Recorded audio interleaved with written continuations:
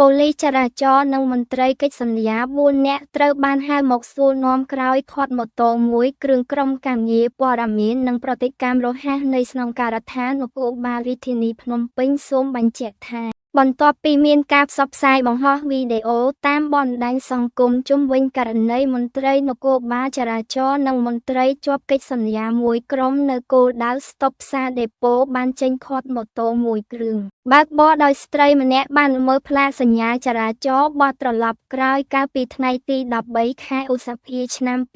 2025ពាក់ព័ន្ធករណីនេះនៅព្រឹកថ្ងៃទី14ខែឧសភាឆ្នាំ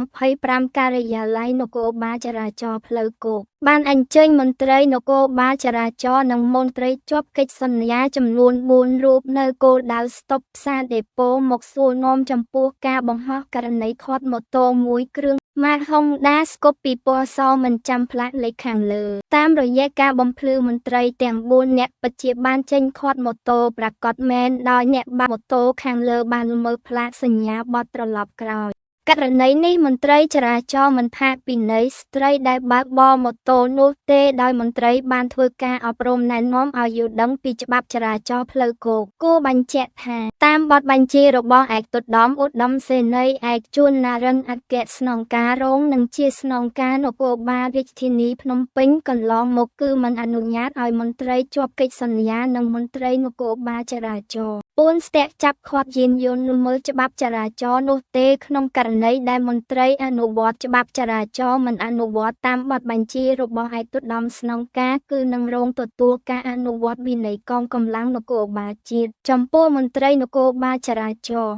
និងមន្ត្រីជាប់កិច្ចសន្យាទាំង4នាក់ខាងលើការិយាល័យនគរបាលចរាចរណ៍ផ្លូវគោកនឹងធ្វើរបាយការណ៍រាយការណ៍ជូនឯកឧត្តមស្នងការដើម្បីពិនិត្យនិងសម្រេច